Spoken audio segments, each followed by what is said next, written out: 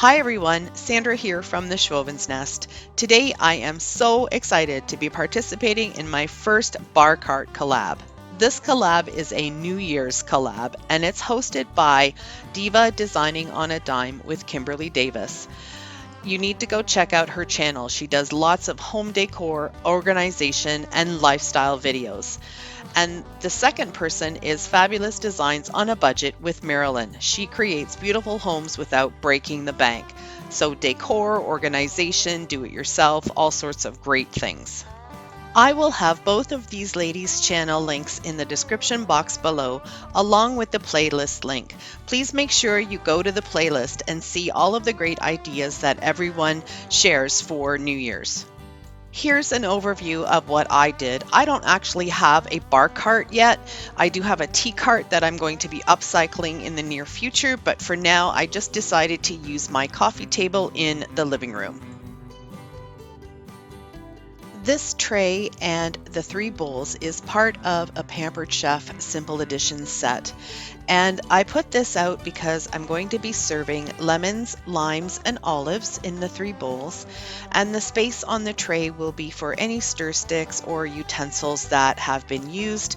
And then I'll be able to take them away during the evening.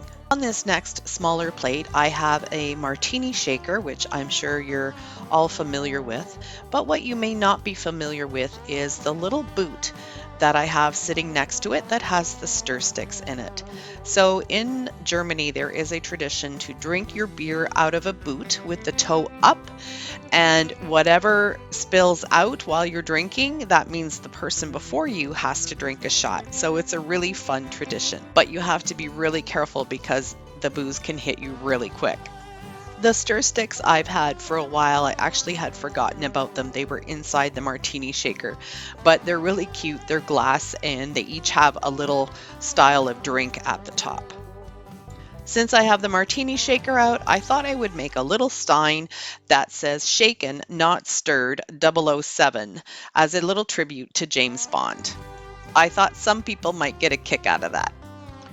These bottle brush trees are something that I put together for Christmas, but because they're silver and I put some sequins on top of the snow to mimic ice, I thought it might be a nice little sparkly addition to the table. And what's a New Year's Eve party without a little bit of a tuxedo flair? So I gave all of my bottles just a little bit of ribbon and I wrapped it around and secured it with a straight pin to make it look like they each had a little necktie. Just to give you a quick overview of the alcohol that I have sitting out, I have some Spumante Bambino, which is a champagne type. I have a red wine, a white wine, and then a strawberry Zinfandel. I have pumpkin spice Baileys, some Smirnoff vodka, and Crown Royal, which is a Canadian whiskey similar to bourbon. So here's the collection of glassware that I have out. I'm a thrifter, so when I find some unique pieces, I really like to bring them home. So these are what's called French Merlot little shot glasses, and then these blue ones could be used as dessert cups, but they'd also be perfect for champagne. The green ones are some ribbed glasses that are made in Italy, so I thought those would be nice for some mixed drinks. And then I also always put out wine glasses that are all in different shapes and sizes and colors so people know which glass is there. And then I've just got a couple of old-fashioned glasses that are quite plain but very pretty. I wanted to have some type of decor or lighting on my table, so I went and grabbed this candlestick that I made. It was a thrifted candlestick bottom, and the top part is an upside down little saucer that I painted with buffalo plaid. Then I added the jingle bells that are glued on, and the candle is an LED candle from the Dollar Tree. The tray that I have all the bottles sitting on is something that I made out of an old picture frame and some old hardware that I kept from a chest. I put a piece of buffalo plaid fabric underneath the glass and then distressed the frame itself and glued on the handles. I'll link that video here. The table runner is actually a tablecloth that I just folded, and I love the snowflakes that it has on it because it's more of a wintry theme rather than Christmas. And then I added some sparkly glittery snowflakes, some little balls that are just some filler, and then some coarse salt just to show a little bit of ice. I also added these little sparkly silver birch trees that I picked up at a dollar store in their miniature collections. Finally, just to give the table a little bit more of a festive appeal, I added some of this ribbon across the front and also around the sides of the table.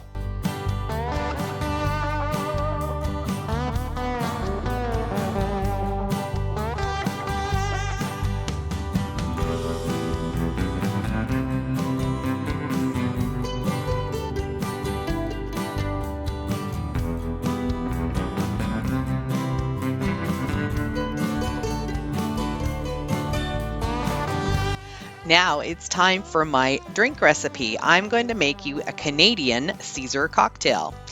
I'm going to start with a tall glass, and normally I would use one of my colored ones, but I wanted you to get the full effect of how this drink works out. I'm going to take some celery salt and I'm going to put some on a plate. This is going to become the rimmer salt that I'm going to use for my glass. Normally, I would take a lemon wedge and run that around the rim of the glass, but I don't have any lemons right now, so I'm just using this concentrated lemon juice, and I'm going to tip the glass upside down and put it in the bowl. Then I just dip it in the celery salt and move it around a little bit so I get a nice coating of the ingredient on the rim of the glass.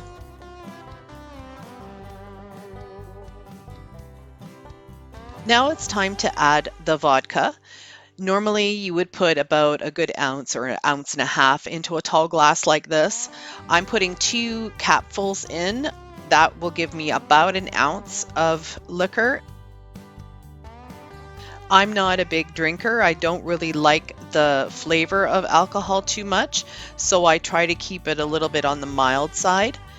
Now I'm going to add Mott's Clamato juice, and this is a blend of tomato juice and clam juice.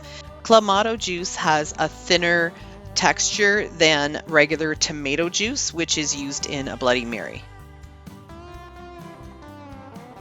Then you just add a couple of ice cubes. I'm putting 3 in my glass, and then I'm going to add some spices. So I start with a dash of Lee & Perrins Worcestershire sauce, and then I'm going to add some Tabasco.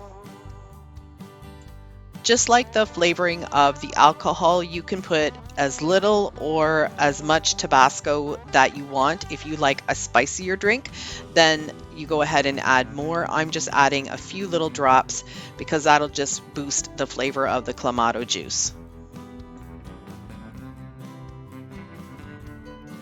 This part is a personal preference. I like to add a little bit of cracked black pepper into my drink. It just adds a little bit of an extra peppery flavor to it. I'm giving it a little bit of a stir to blend all of the ingredients together, and then it's time to add some garnish. Over the years, the garnishes for this Caesar cocktail has evolved. It actually started with a traditional lime wedge and a celery stick. It's moved on to pickles and onions on a skewer. You can also have pickled pickles or sour pickles in. You can have hot peppers. You can do basically anything you'd like to do. You can add into your Caesar and make it your own. We also have a recipe that adds a little bit of the pickle juice, and that's called a dirty Caesar.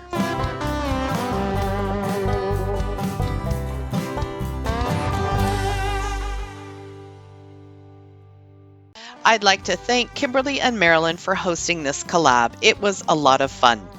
If you enjoyed this video, please give me a thumbs up, comment, and share my video. And don't forget to subscribe to my channel and click the bell to get notified when I upload new videos. Thanks for watching, and Happy New Year!